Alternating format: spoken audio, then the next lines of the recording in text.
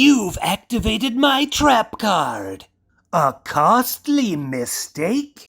Prepare to be banished to the Shadow Realm. Bum, bum, bum, ba-da-dum.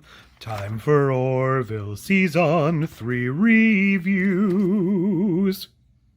Well, here we are again, my friends. Time to discuss the Orville. We are in Season 3, otherwise known as New Horizons, and we are not losing much trajectory following up on storylines that occurred in the past. So before I go any further, if you're new here, I will be going through the episode and spoiling some things, so if that's not your bag, come back to the end of the video, or after you've watched the episode, because I will be getting into what happens.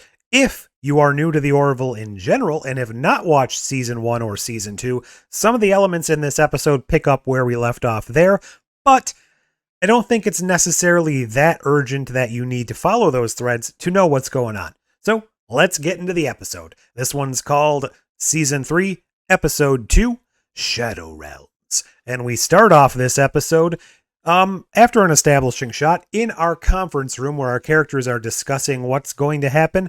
The Krill, the alien species that was sort of our biggest adversary before the Kalon showed up, are tentatively in an alliance with us right now to take on these Kalon threats. So that means we are able to possibly negotiate passage through their territory into unexplored regions of space. That's what we're finding out here. There's going to be a vice admiral coming on board, and he is going to do the diplomatic thing, try to figure out a way that we, as the Orville crew, can explore this strange new space, these new horizons, for lack of a better word.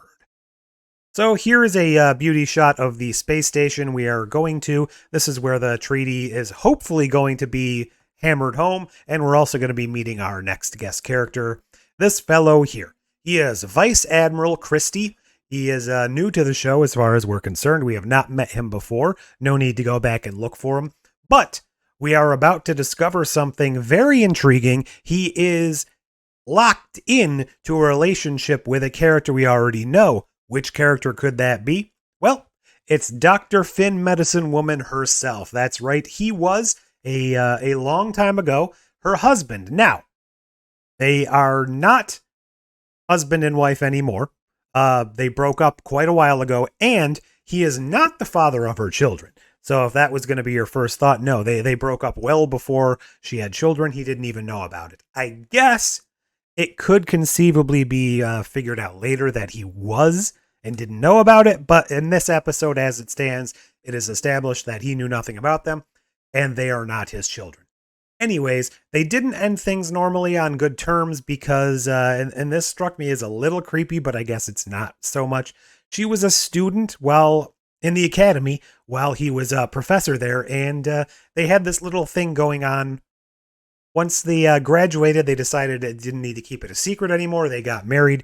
Turned out that he was more interested in just having some young thing around, not into the whole real relationship. She didn't like that, and they broke it off. But we see now in his advanced years, not trying to call him super old, but in his later years, he is kind of looking back and regretting that. He is still kind of carrying on to this hope that maybe they'll be able to rekindle things. So that's kind of the plot going on with this relationship here, which is going to be going on simultaneously with the plot of the episode. Now, this is another over an hour episode of television, which means there's plenty of time for different plots to go on.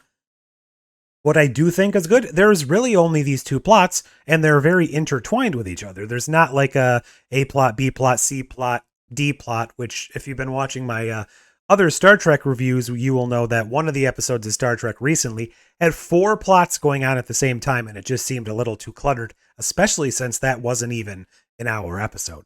So I think they're doing a good job here as far as balancing their storylines and trying to keep things concise, even though, as we'll see by the end of the episode, there are a couple leaps in logic, but I don't think it's ever going to be a case where an entire show can have episode after episode after episode that's 100% airtight.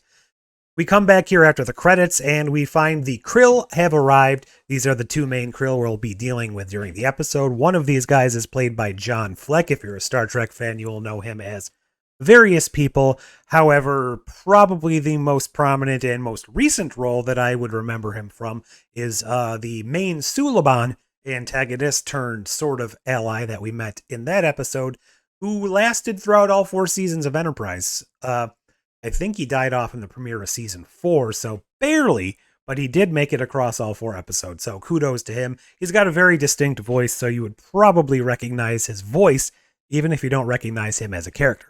These are our main 2 Krill. They're the ones here to negotiate passage and all that stuff. During the party that's going on, the sort of celebration, Kelly and Dr. Finn decide to slip away, and here is where Claire decides to tell her all about this marriage, which is, as an audience, something we have never heard of before. As far as our recollections go, as far as our impression of Claire has gone, she is basically a single parent who had her children artificially and never had a need for a husband, never really felt that they needed a father. She thought she could do it on her own. This is kind of filling in that backstory of why it may have led her to that decision, because how things ended with this gentleman, this Vice Admiral Christie. Not sure what his position was at the time. Maybe just Professor Christie, something along those lines. So get a little backstory for her. I think that's nice. I think it's good when they fill in some backstory and don't hammer us over the head with it, because it actually pertains to what's going on in the situation. It's not just being brought up for no reason. Another beauty shot here of the Orville and the Krill ship docked, and they're about to hammer out the finer points of what's going on. So, in response to the Kalon threat, as I mentioned, the Krill and our union here are working together. They have hammered out a tentative treaty, and in order for us to get passage through their system to explore the unexplored regions beyond their system, they're going to need a little something from the Union, and that something is going to be mining rights from the 3rd planet from some star in the Union territory. They need it to get some mineral they use for their propulsion, something that isn't necessarily readily available to them. That's going to be the major trade-off. It's played off like, you know what, that's no big deal, we'll handle that. So, is it going to come back later on and prove to be something pivotal? Are they going to end up turning that mining situation into maybe some sort of recon base or something in the Union territory? I don't know. They left that open-ended. Maybe it will play into something more later, or maybe it was just a throwaway line that's, you know, the haggling. I kind of think it might come back into play, but we'll have to see. Anyways, they hammer out that treaty. Turns out they will let one vessel through. That vessel is going to be the Orville. If things go well, maybe they will come back to the table and talk about more ships being allowed to explore through their territory.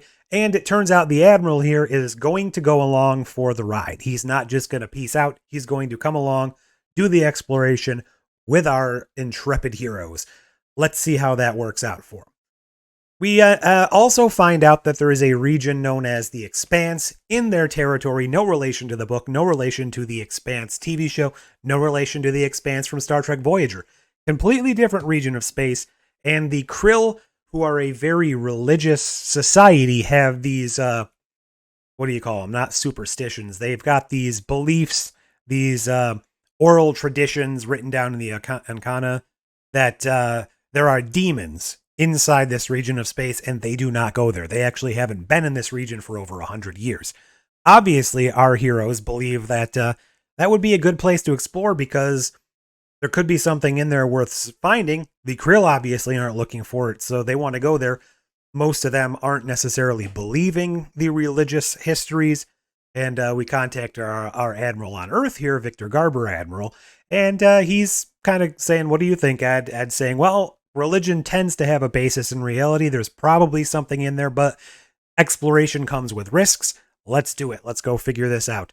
The Krill are like, all right, we're not going to save your asses if something goes wrong, so bye. Good luck. Bye-bye. And then we've got this awkward meeting here between Admiral Christie and Isaac, who also had a relationship with Claire before his deception and traitorism turned heroics in season 2.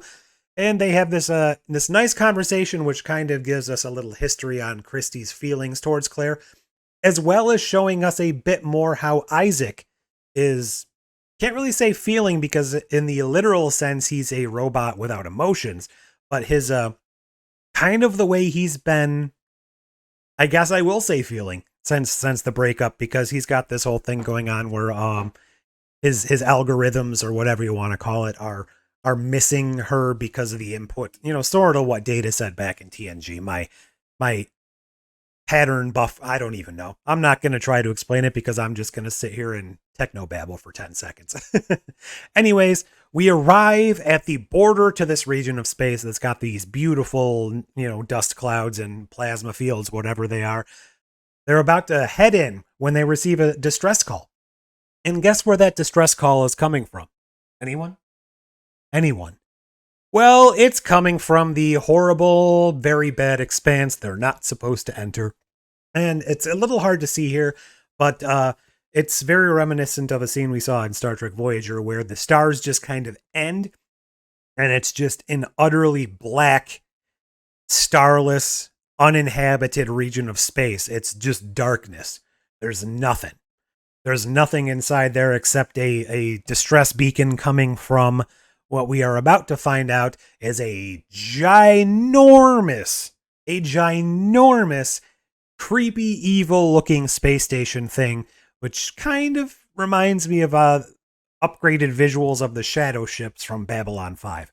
It's got that kind of creepy, scorpion, pointy-looking kind of thing going on to it. So they take a shuttle over to investigate, and inside we've got this sort of interesting-looking bioluminescent, techno-organic-looking interior. So it's not 100% organic, but it's also not organic. It's not artificial either. It's kind of this weird technology / organic matter that they don't really understand, but there's definitely power flowing through it. Now, this environment, I keep comparing this to other sci-fi shows, and I know that's not necessarily the best thing to do, but just these are the things that are coming to me. This looks kind of similar to what we saw in Farscape on the interior of their bioships. Their ships were actually living creatures in that show. Not saying that's a bad thing. It's a great show. It's actually one of the most underrated sci-fi series. I would put it up there with your Star Trek, your Stargate, your Farscape. I mean, I think those.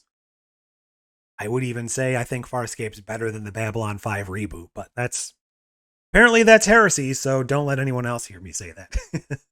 So they're exploring this, and Admiral Christie here finds these little.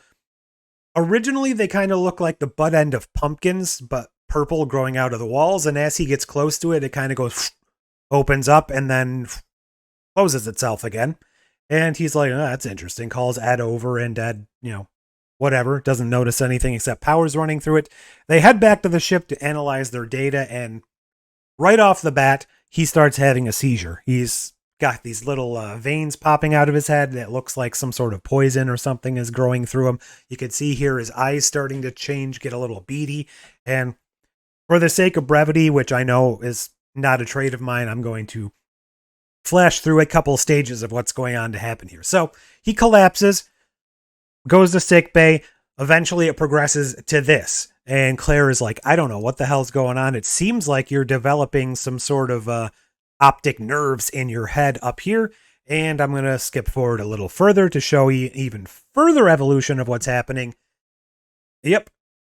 If you can tell here, two things come to mind from this. It's very reminiscent of Star Trek TNG during that episode, I think Genesis, where Barclay gets infected with something and the crew comes down with a virus that has them de-evolve into hidden parts of their primal DNA. So it's like, the theory, which is not really scientifically accurate, went that we all have pieces of other creatures in our history of DNA. So, for instance, he de-evolved into a spider, and that's similar to what's happening here as far as imagery, as far as what it looks like, I guess.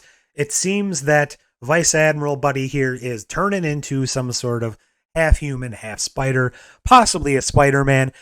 I don't think I can say that. Disney's probably going to come after me, but man-spider, spider-human, let's go with that. And now we've got this subplot that I mentioned a couple times earlier in the episode where Admiral Christie still carries around this very unique wedding ring. It's kind of a good luck charm, kind of reminding him of the good things he used to have. It's a Zilean sunstone, some sort of Zilean stone, and it's very, very rare and very unique, which is going to come up later in the episode, so that's kind of an underlying theme. Going through the episode, he says, if I'm going to die, please let me die with this ring on my finger because it's kind of the best thing, in my life. I don't want to lose it. He's used it throughout his history as far as a good luck charm, so that's in essence, what he thinks might be his last wish. His last wish is to die with the ring on his finger, remembering all of the good things. Suddenly, the power goes out on the ship. I'll come back to this at the end because a little bit of this doesn't really make sense to me, but I digress for now. The power goes out on the ship. There's some sort of dampening field in effect. Ed and a couple other characters are off the ship in the shuttle. They had returned to explore in their EV suits. And then we have this shock and awe reveal that there is now a fully arachnid human type hybrid on the ship. It's a humanoid spider looking creature with some gnarly teeth, a lot of freaking eyes, some little goo coming out of his mouth. He takes out one of the no-named, or maybe he was named, one of the extras basically playing a red shirt type character. So he's been taken out, and now we have some monsters aboard. And basically halfway through the episode, it turns into a horror episode, which I kind of like. One of my favorite episodes of the first season of the Orville was Firestorm, and that was a horror episode with no repercussions, because as we learn at the end of the episode, it's all in their version of the holodeck, so it didn't end up having any lasting impact. So I like that this is a horror episode with stakes, because what happens in this episode will stay with a lot of the characters probably for the rest of their lives and the series. So we see here the spider creature attacks and vomits some sort of acid spray on the face of this guy, and almost instantly, right before our eyes, he fully transforms into a spider with some pretty good effects, I will say. They're creepy as hell, but they're great effects. And that's basically because in the Admiral, it took a while to incubate. Since the Admiral has become a full-blown spider creature, he is able to very, very accurately and almost instantaneously transform any victim he wants into a spider person. That's not good. That's not good for any organics on the ship. So we've got John here in their version of the Jeffries tubes trying to figure out how to restore power. And he doesn't realize there's monsters on board. So he's, crawling along. Suddenly a bunch of spiders come out and attack him. He runs. Quick thinking on his part, he locks himself in the brig. So he is locked in the brig. They can't get through the force field. Thank God he was able to save himself. I do like this. I think this was a good strategic decision by John. So A+. All right. Then we finally, for the first time in quite a while, get to see a Zelayan use her full might to beat the crap out of these guys. So she's punching them. They're shooting their venom, whatever you call it. And she's able to dodge it because Zelayans expert skills, because they're basically their high gravity world enabled them to evolve into, in essence, what we would think of as superhumans. They're not human though, so they have superhuman abilities compared to a normal human. She beats a couple of them up, is able to avoid their things so they don't turn her into a spider. A+ on that. We have this cool shot here where obviously Isaac, as a fully artificial life form, is incapable of being turned into a spider.